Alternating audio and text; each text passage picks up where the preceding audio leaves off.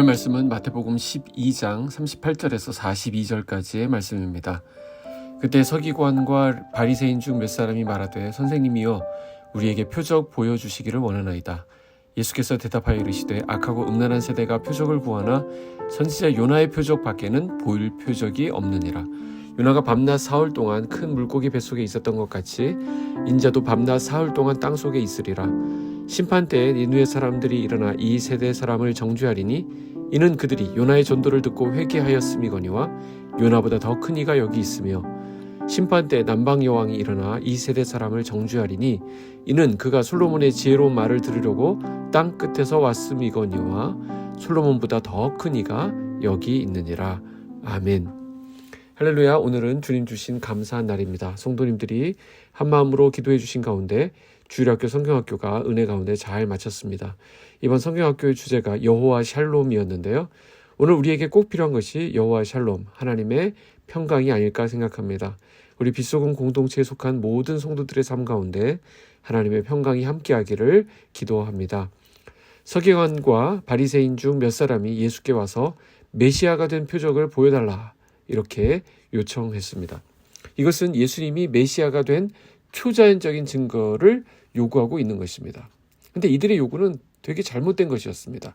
왜냐하면 예수님이 이미 그분의 메시아 되신 수많은 초월적인 기적과 증거를 보여주셨기 때문입니다. 보여주셨는데도 또 요구한다. 이것은 믿지 않으면 결국은 의심밖에 남지 않는다는 것을 알게 됩니다. 오늘 우리에게는 너무나도 분명하고 완전한 하나님의 말씀이 주어져 있습니다. 즉, 이 말씀을 통해서 우리는 하나님이 어떤 분이신지, 하나님께서 우리를 향해 갖고 계신 뜻은 무엇인지 충분히 알 수 있게 되었습니다. 믿지 않는 세대를 가리켜 주님은 악하고 음란한 세대라고 하셨습니다. 다른 본문에 보니까 믿음이 없고 패역한 세대라고 17장에 말씀하고 있고요. 또 음란하고 죄 많은 세대라고 마가복음 8장에 말씀하고 있습니다. 베드로 사도는 이것은 패역한 세대다라고 사도행전 2장에서 말씀하고 있고, 바울은 어그러지고 거스르는 세대, 빌립보서, 또 본받지 말라, 이 세대를 본받지 말라라고 로마서 12장에 말씀하는 것을 보게 됩니다. 유대인들이 표적을 구하였듯이 오늘날에도 많은 사람들이 눈에 보이는 것들을 추구하는 것을 알 수 있습니다. 그러니까 눈에 보이는 돈, 눈에 보이는 승진, 눈에 보이는 합격, 이런 것들이 내가 하나님의 사랑을 받고 있다라는 것을 판단하는 기준이라고 생각하는 것 같습니다. 그래서 이적과 기사를 추구하면서 이곳저곳을 방황하는 영혼들이 참 많습니다. 그러나 예수님은 뭐라고 말씀하십니까? 그들에게 보여줄 표적은 요나의 표적밖에 없다라고 말씀하셨습니다. 39절에 보시면 예수께서 대답하여 이르시되 악하고 음란한 세대가 표적을 구하나 선지자 요나의 표적밖에는 보일 표적이 없느니라. 예수님께서 많은 병자를 고치시고 오병이어와 같은 수많은 기적을 행하셨지만 그것은 메시아의 부수적인 사역일 뿐이었습니다. 예수님의 죽음과 부활만이 메시아 사역의 진정한 표적이 되는 것입니다. 고린도전서 1장 22절에 보시면 유대인은 표적을 구하고 헬라인은 지혜를 찾으나 우리는 십자가에 못 박힌 그리스도를 전하니 유대인에게는 거리끼는 것이요 이방인에게는 미련한 것이로되 오직 부르심을 받은 자들에게는 유대인이나 헬라인이나 그리스도는 하나님의 능력이요 하나님의 지혜니라. 표적에만 관심을 갖고 예수의 말씀에 귀를 기울이지 않는 자들을 향해 경고하신 말씀은 심판 때에 가서 니느웨 사람들과 남방의 여왕에게 정죄를 받게 될 것이다 라고 41절 42절에 말씀합니다. 여기 보면 이제 니느웨 사람이나 남방의 여왕은 공통점이 있습니다. 모두 당시 유대인들이 무시하고 또 정죄하던 이방인들이고 또한 죄인들이었습니다. 그런데 왜 이들이 유대인들을 정죄한다라고 하셨을까요?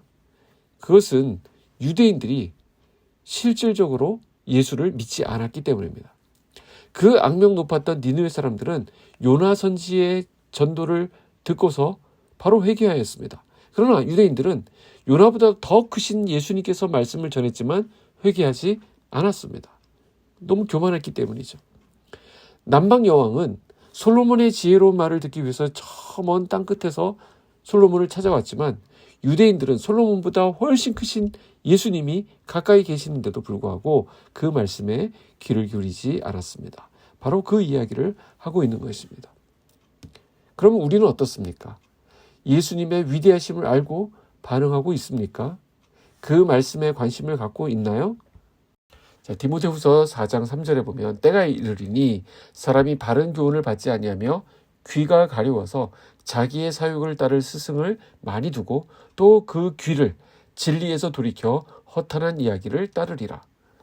당시 유대인들이 그랬듯 오늘날에도 믿으려고 해서 증거를 구하는 것이 아니라 부정적인 마음에서 자신들의 이론을 뒷받침하기 위한 증거를 확인하기 위한 시도로 증거를 구하는 케이스들이 있습니다. 그러나 그들에게는 막상 기적을 보여주어도 또 다른 핑계를 대면서 주님을 믿지 않을 것이 뻔합니다. 믿음이 없는 것이기 때문에 그 어떤 시도도 다 그렇게 넘어갈 수밖에 없는 것이죠. 사실 우리가 믿고 있다는 것은 기적입니다. 저와 여러분도 의심하는 걸로 따지면 만만치 않은 사람들이죠. 그런데 어떻게 그 성경이 믿어지고 예수님을 우리가 믿고 있습니까? 이게 사실상 은혜입니다. 내가 믿고 있는 것, 이것은 기적입니다. 구약시대 이스라엘 백성은 광야에서 매일같이 기적을 경험했습니다. 그것은 바로 만나였는데요. 아침마다 하나님이 하늘로부터 내려주신 음식인 만나를 먹으면서도 그들은 하나님을 믿지 않고 계속해서 불신앙의 모습을 보였다라는 것입니다. 그것은 그들에게 나타난 기적의 이 사건의 수가 부족해서가 아닙니다. 그들에게 믿음이 부족했기 때문이었습니다. 진정한 믿음이 있으면 보지 않고도 믿게 됩니다. 문제는 우리에게 있습니다. 우리에게 필요한 것은 표적이 아니라는 것이죠. 우리 주님의 말씀입니다. 표적이 아니라 믿음이 요구됩니다. 우리는 믿음을 구해야 합니다. 이미 주신 말씀으로도 우리에게 증거는 충분합니다. 하나님이 우리를 사랑하신다는 증거는 성경에 차고도 넘칩니다. 기적을 보면 믿음이 생기는 것이 아니라 믿음을 통해서 기적을 경험하게 되는 것입니다. 주님의 말씀을 믿고 순종하는 저와 여러분의 삶을 통해서 말씀의 기적이 경험되는 오늘 하루가 되기를 주님의 이름으로 축복합니다. 기도하겠습니다. 사랑의 하나님 아버지 감사합니다. 우리를 사랑하셔서 예수 그리스도를 표적으로 보내주셔서 감사합니다. 우리는 이 예수님 한 분만으로 충분합니다. 이 믿음의 고백을 하며 오늘도 삶의 현장으로 나가는 성도들에게 놀라운 믿음의 역사가 나타나게 하시고 말씀에 순종하는 자들에게 약속하셨던 그 기적이 풍성히 경험되게 하여 주시옵소서. 예수님의 이름으로 기도하옵나이다. 아멘.